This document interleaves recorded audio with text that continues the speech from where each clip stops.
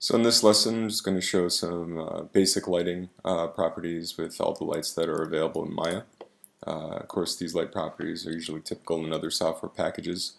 To start with the scene, we have a couple spheres and then a cylinder, just varying different objects. I can turn on the visibility of the objects in the scene, as well as the box, if I want to focus on just one or the other. So the one thing also, because it's going to be rendering, I want to know how I'm framing the shot. So I'm going to click on this resolution gate, and then I can zoom in on my objects, or zoom out, depending on how I want to light the scene or compose the scene. So the first thing I'm going to do is I'm going to assign a blend, because these materials are default. It's not going to do us any good, so I'm going to click on blend for the first sphere. You can assign it whatever you want. In this case, I'm just going to assign a slightly less white. With this, I'm going to assign a mental ray material, a chrome material. And the cool thing about Maya's mental ray shader system is that it has some presets, which is great, very quick and cheap to produce some really amazing shaders. And of course, you can always modify them to make them your own. So I'm just going to click replace. And then I'm going to go to this and I'm going to assign it a flat shader like a Lambert.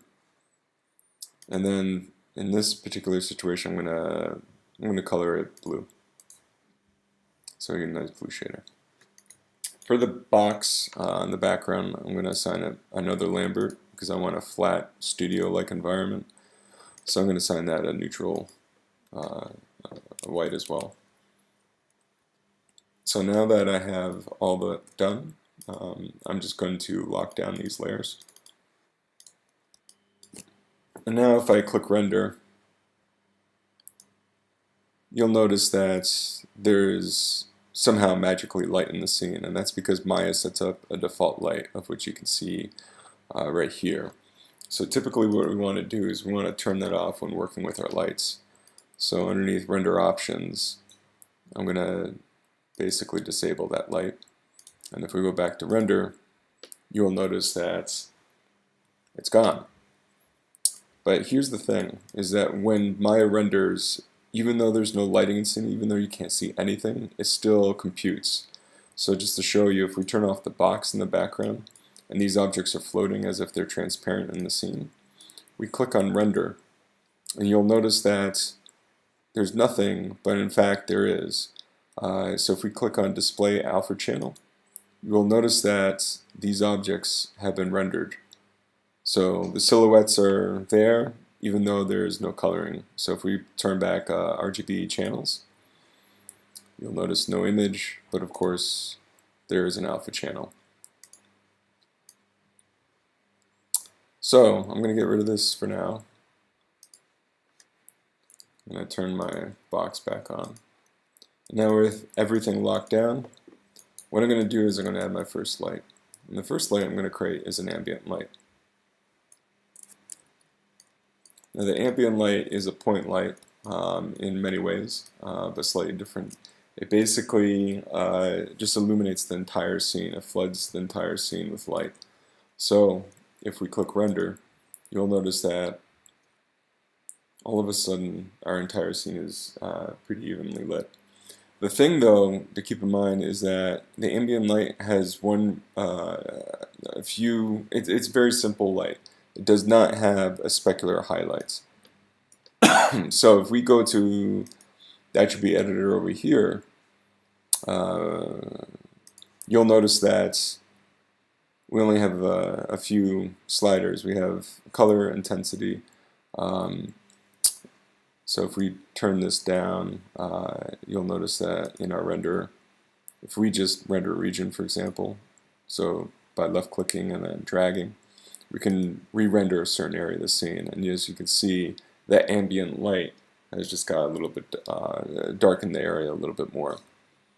And because ambient light is very simple light, it doesn't have any specular, it doesn't have any ability to disable diffuse.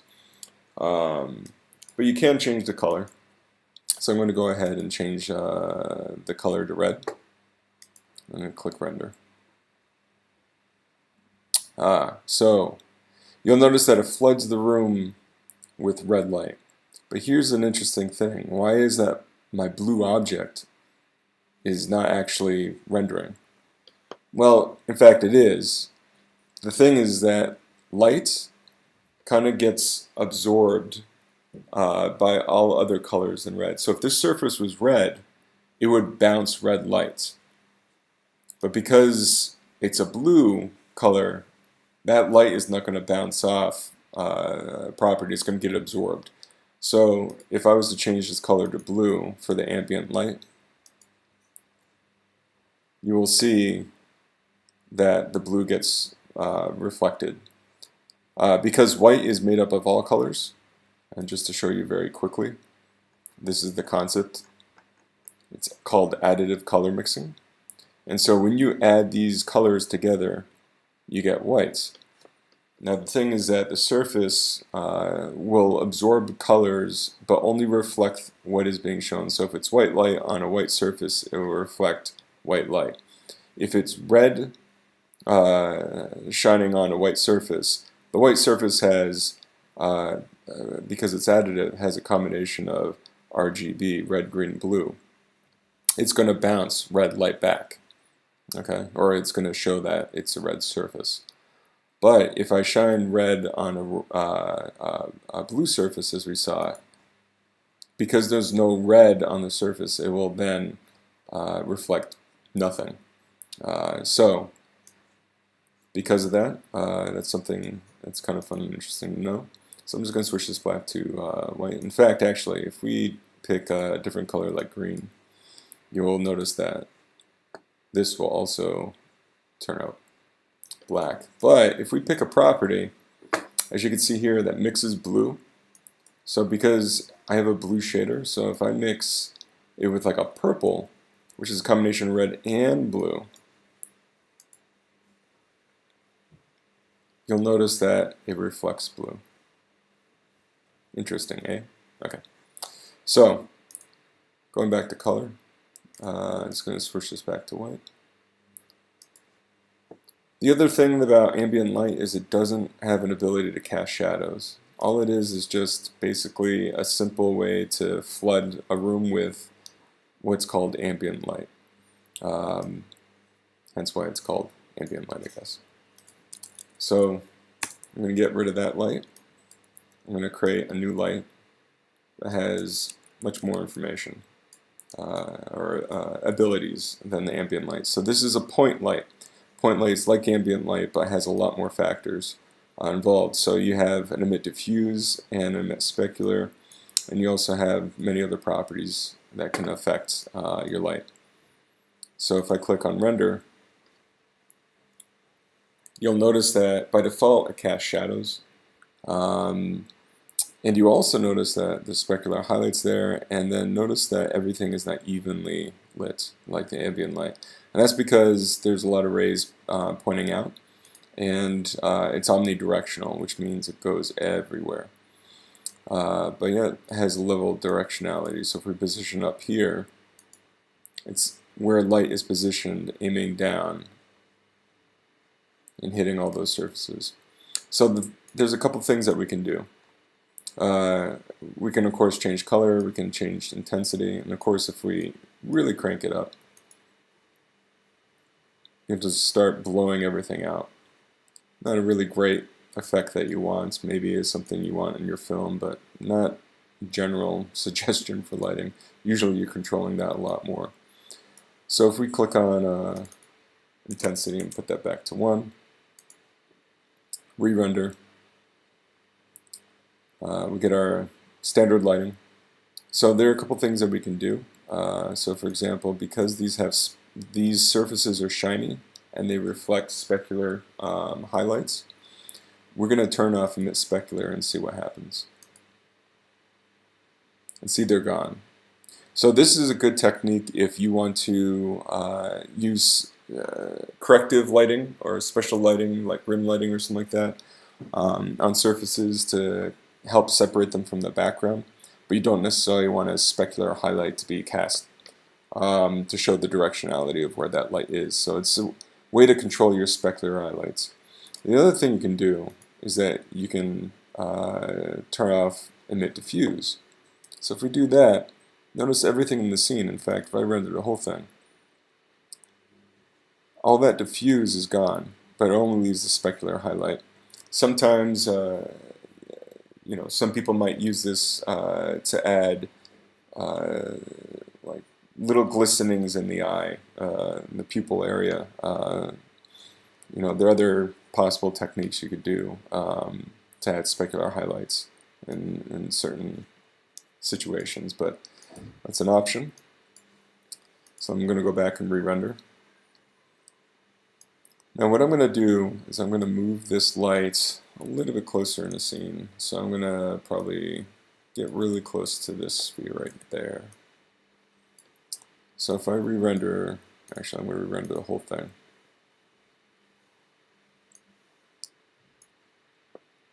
You notice that the light is of course emanating a shadow. This is being cast because there's no light passing through, it's being blocked by this material. But watch this. So with this material right here, if I go to decay rate and go to linear, it will reduce the overall lighting and make it much more of a natural light, a realistic light. So if you have scenes where you have a little flame on a candle or something like that, and you want it to control the natural decay of how far it goes out into your scene, you can play with these. And of course, if I go to cubic, it'll drop off even faster. See, now there's barely any lighting over there. Turn the decay back on. Another thing we can do is that if we go down to shadows, ray trace shadows are a very accurate way of rendering the absence of light. So, or blocked light, I should say, So when your shadows are cast, they come off pretty harsh to begin with. But what you can do is that you can increase what is called the light radius. And as we increase it, or decrease it, basically you go from a sharper shadow to one that has a little bit more of a softness to it. So if we select this region and just click render, you'll notice that all of a sudden the shadow is spreading a lot more. In fact, if we click render, it takes a little longer, but it's casting a lot more of a softer shadow onto the surface. But you notice that it's really, really noisy. So what you can do is you can increase the sampling. So if you, let's say, increase the shadow rays to 16, let's click Save, or the Keep Image. And when we do that, it'll add in the frame buffer ability to review the previous image. So I'm going to click Render Current Frame.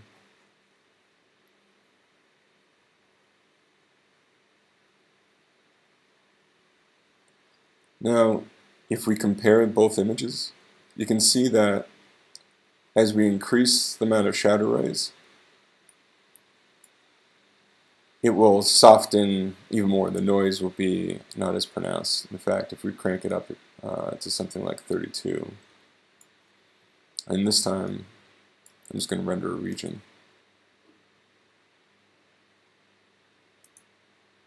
You can see we're getting closer and closer and closer to a softer shadow. Now the other thing is that our quality overall for our renderer is a quarter of what it could be. So if we increase this to like 1, and then in fact I'm going to save this out, re-render,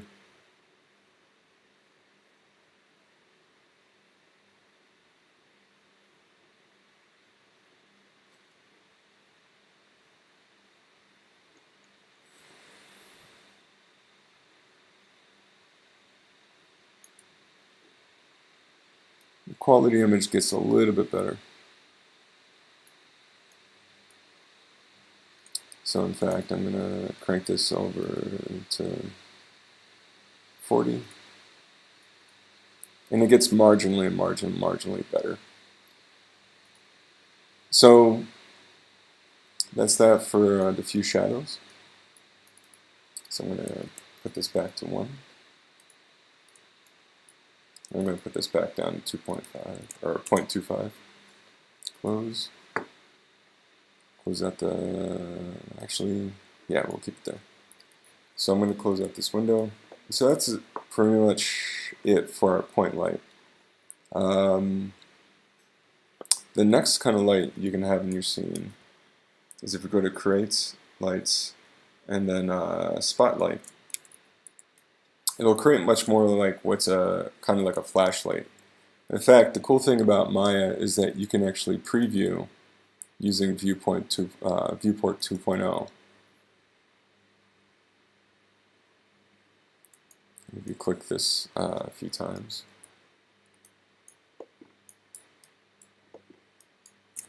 And then you go to Use All Lights.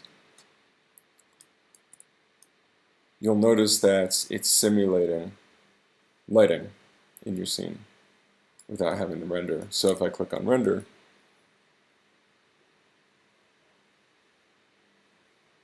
you get something pretty similar. And of course, now if we move our light over here or over here, just like a flashlight, we get more control. Another thing you can do is you can position your light almost like when you're viewing through the camera. So if you go to View and then Look Selected, through Selected, Look at Selection. Oh, I'm sorry, that's not it. Yeah, I thought that was right. You want to look through. Just give me a moment. Look through selected. Okay, so if we go to Panels, Look through selected, you'll notice that this is giving us an easy way to target the light the way we want it. And of course, if we pop out back to the perspective, you can see the positioning is very similar to what we had before. The other thing we can do, which is unique to Spotlight, because it doesn't throw light everywhere, only within this cone radius, we can change the cone angle.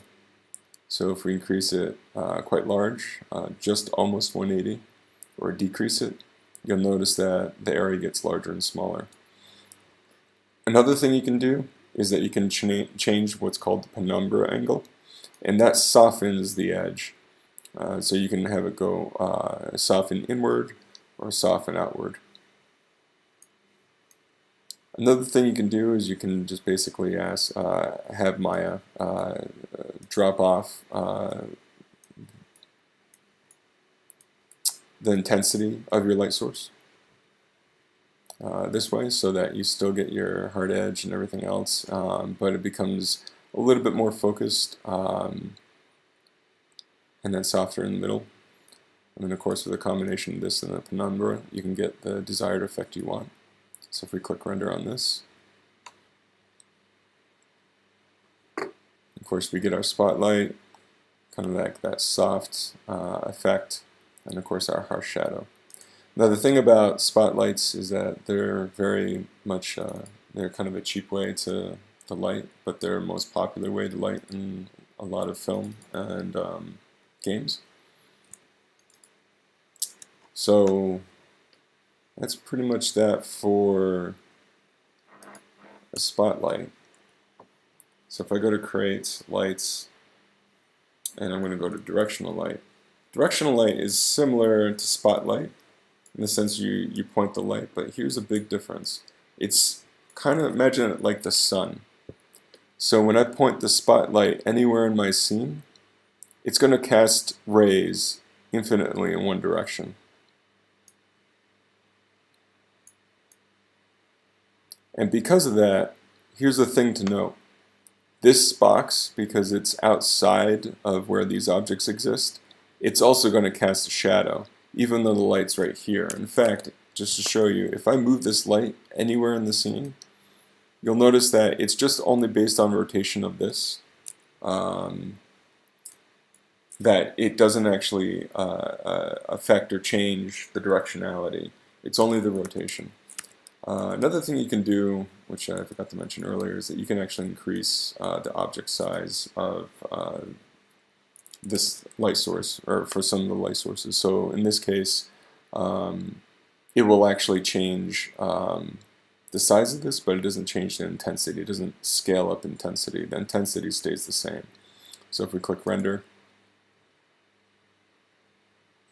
just like we see in our scene here, you get a specular highlight, a very deep affected shadow in the scene over the cylinder.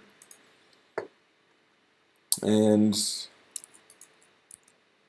yeah, just simulates the sun in so many ways. So this is a way to think about it. I sometimes do this as almost like an ambient way to throw light into a scene. The other thing that you can do is if you do turn off shadows, it functions almost like an ambient light in a lot of ways, but it has specular, and of course has much more directionality to it, and it doesn't just light everything, it just lights the surfaces that the direction of the rays are pointing in.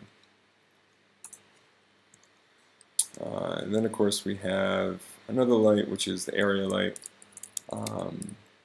Now the area light is much like what you see in studio setups for, like portraits or something like that. So the light is being emitted from this shape, and this little pointer right here is directionality. Okay.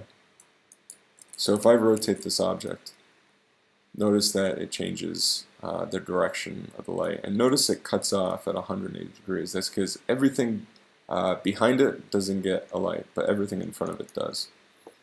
So let's just see what happens when I render and scene. The reason why we're getting this etching is because these shadows are going to be soft. So if we click render, notice that the light distributes, and then we get kind of like this soft shadow. Now the cool thing is that you can increase intensity. You can, of course, brighten up the room. But one thing I want to point out is unlike all other lights, if you scale this one up, it will actually increase the surface area of what is emitting, and therefore it will actually affect the lighting in your scene.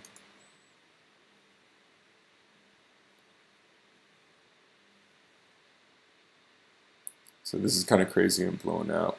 So let's just save this image because we want to review it.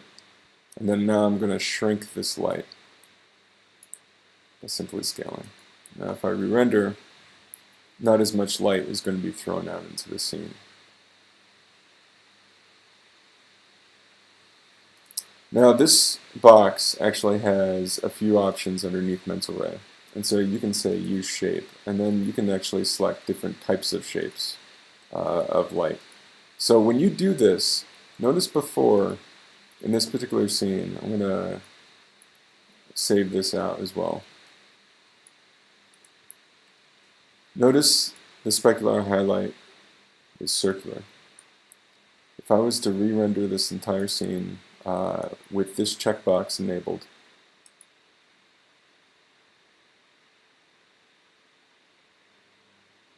it takes a lot longer, but you get an interesting effect. Your specular highlight changes dramatically. The other thing too that's really nice is that by enabling the Mental Ray takeover of the light shape, is that it does a really nice job of diffusing light as well. So now if I go here and I select, for example, disk, let's take a look to see what happens. Now it becomes a little bit more circular. The other thing is that you can increase the sample rate, so I'm going to just crank it up to like 64 for now. Let's compare both images. And then you can see already what's happening while the renders, that the shadows and the diffuse quality is becoming a lot better.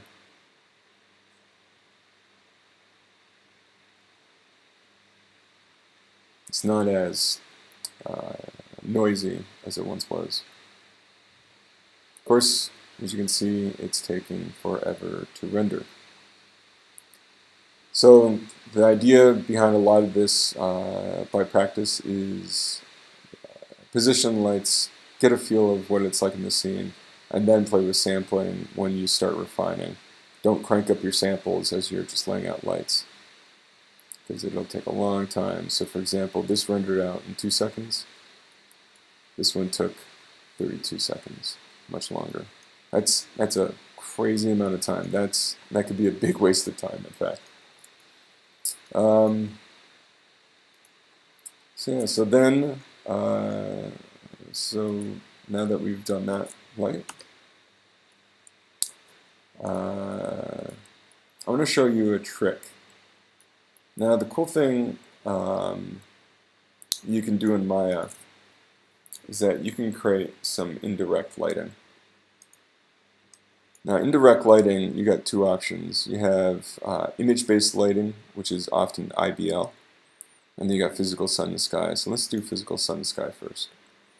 So I click on that, and then you see this black box appears. If I click on that, it'll bring me to some options.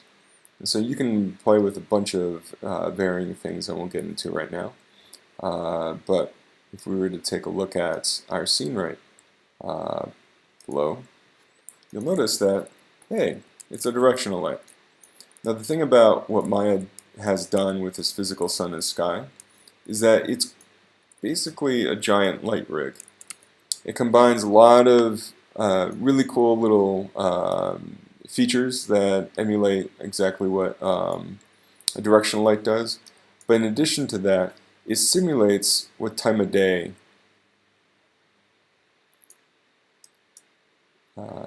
so if we click on this and go to render, notice that there's a huge difference in quality, and not to mention it's blown out. But notice that in our chrome ball before, it's black. That's because we never had a background in our scene, or at least a surrounding environment. This box is open. So anything beyond this is just essentially transparent, non-existent. But now, with this, there's a simulated sky. And Maya is doing that so that it can start reflecting qualities of light. So all over the place, you'll get these, the warmth and the cool of what the sky provides, giving it a simulated real-world feel. Now, watch this. If I was to decrease the angle, quite dramatically, actually, as if the sun was on the horizon. Let's click Save. Re-render. Notice what happens. There's barely any light, and it's almost as if, like I said, the sun has just dipped below the horizon, like in actual life. So there's going to be a tiny bit of light, but not very much. So if we increase that angle a little bit more, just re-render that part, you'll notice that it's become a lot more like an actual sunset, much warmer light. So really nice, really cool. It also does a pretty smart thing with shadows as well. Softens those up. So there's a lot of really neat things that you can do and play with and tweak to make your sun the way you want it. So yeah, so there's that. So for now I'm going to delete this, and now I'm going to go to image-based lighting. Now image-based lighting is a really cool feature that you see a lot of people using in scenes to kind of give a unique quality to your lighting scene, or your unique quality to your scene. So I'm going to click on Create. I'm going to jump over to my attribute editor. Underneath here, it's going to require an image. Now, it's not going to render anything. It's going to look black, but until I put an image in here, because it's image-based lighting, it'll be black. So if I go to Documents in my thing, and then I just pick a file, I'm just going to find out where do I have stuff. So materials, environments. So typically what you want to do is you want to have a perfect spherical photograph that's been put together in Photoshop. You can create it yourself, or like I have a material pack from Video Copilot.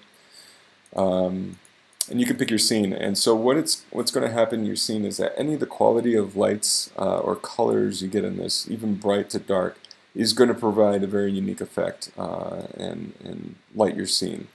So I am going to pick, let's say, this studio environment. That's much cooler to begin with. Now that's in scene, Maya's not going to automatically render, at least within the viewport. So you have to render it yourself. And take a look. Now it's very subtle, but you can see that it starts feeling like it's existing actually pretty nicely in this environment. So if I turn off the studio box, in fact, save and re-render, it's sampling all the lights in the scene, or in the image. So if it's whiter here, it's of course going to be whiter in the material. And of course if it's darker, it's the absence of light. And so essentially it becomes a giant light source. Then another thing that you can do is underneath the attribute editor is that you can actually increase how bright that is affecting your scene. So of course, because I lightened up the image, more light is being cast.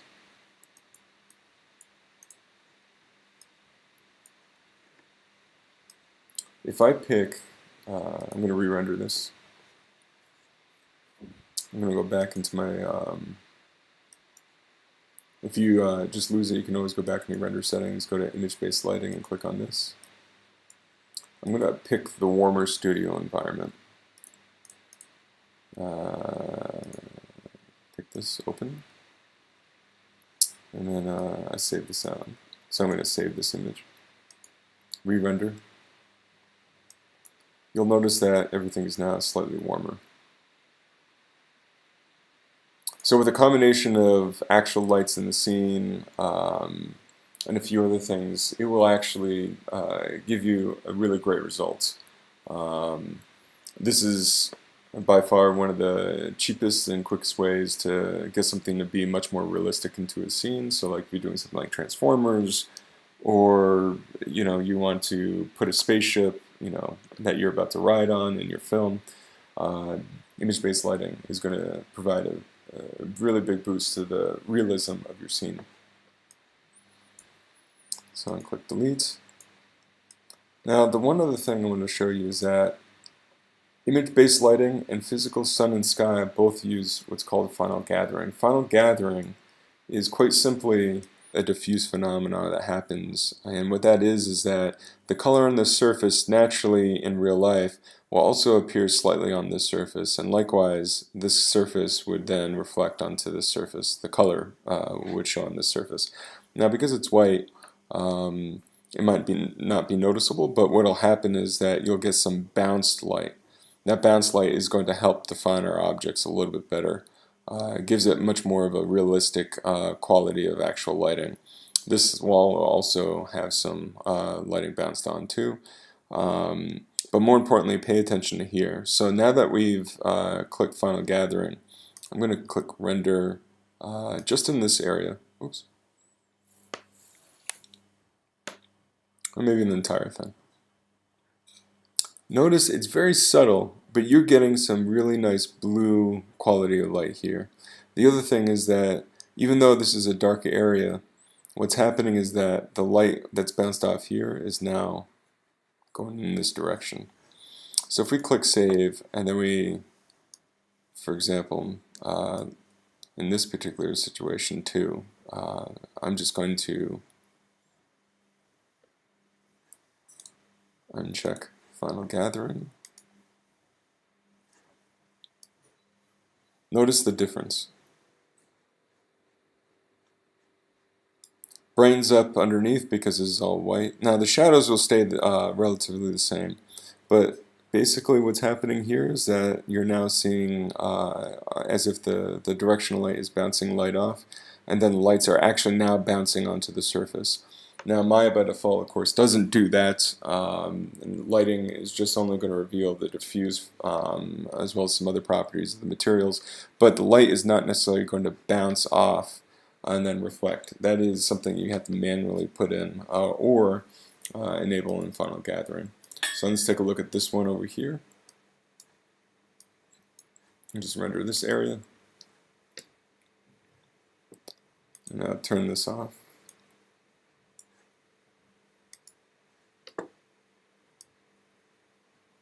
So notice here, same thing, same exact idea. You can see that this is much more blue. In fact, when we decrease it, you can see that it's gone. And then some of the blue light is being bounced off of the object right onto this surface.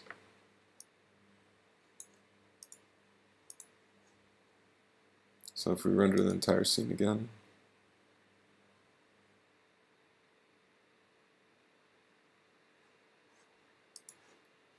oops, I wanted to render it without Final Gather and re-render.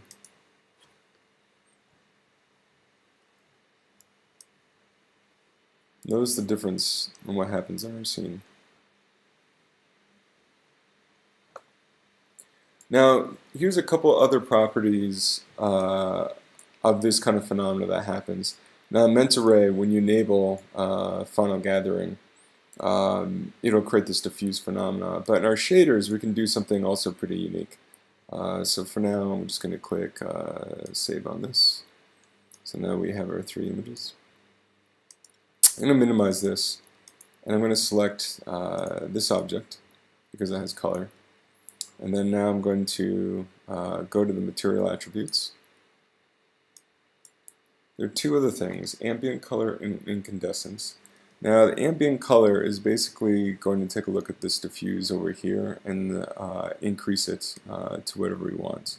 So if we increase this ambient color, so it basically flattens everything out.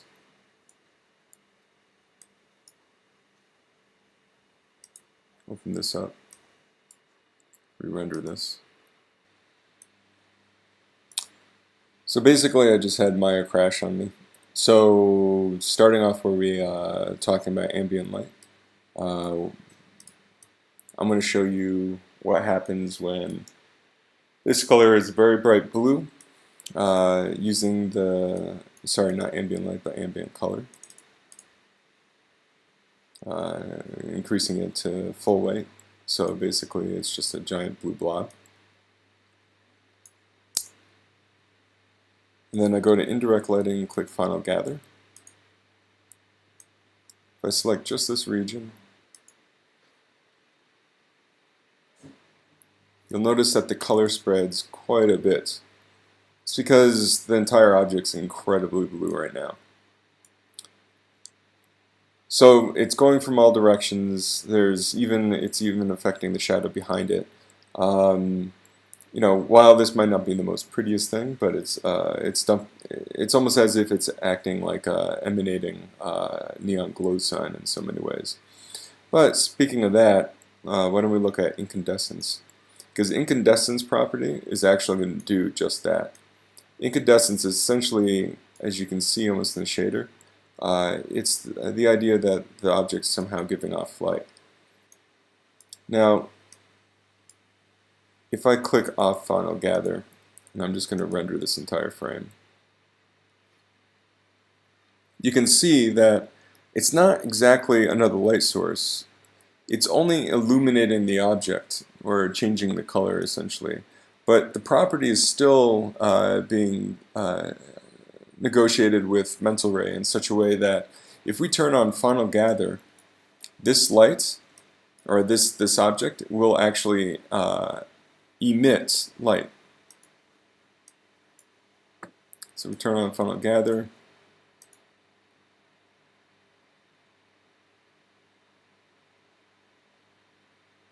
Now you can see that it's actually very much influencing the surface, to the point where this light, if we increase it even more, so the cool thing is that there's something called super white. So you can make this like a 5 right across the board, so it becomes a very super white. So even though typically RGB is between 0 and 1s, you can go beyond that number.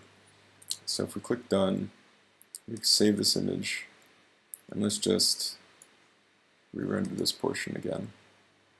Notice what happens. It becomes very, very, very bright. In fact, if we were to actually kill this light, and with final gather, and just that object,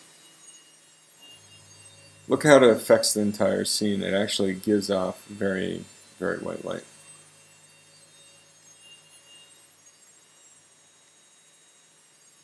So the other thing I'm going to do is I'm going to select this object, go to Attribute Editor,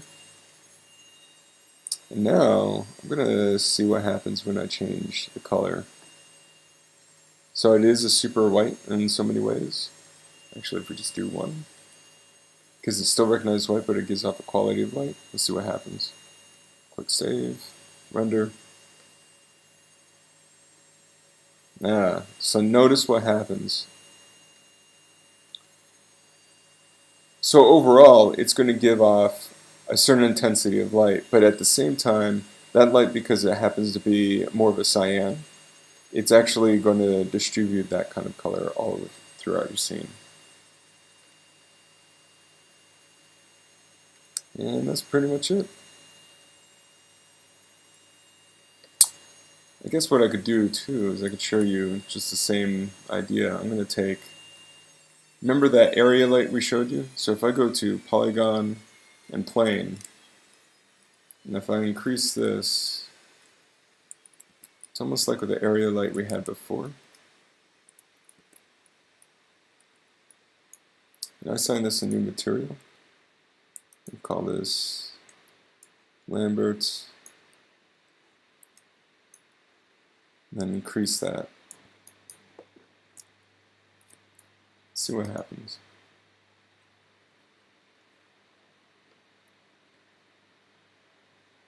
Now anything beyond 1 is going to actually affect this object to be a super white. So we go 5, 5, 5, done. And then we change color to be white. Notice it's almost acting like that area light. So we get it in our reflections, so it's like a softbox. The other thing you can do is that when we go to render, we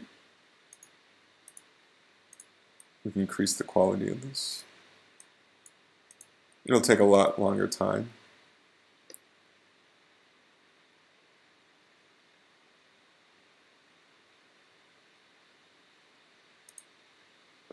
Increase the quality and final gather quality. So let's say, let's change this to 500 for now. All that splotchiness will get slightly better. So in fact, let's crank this to, let's say, 1500. Notice as we increase the accuracy, not only does the noise reduce, but of course it renders a lot slower. In fact, very slow.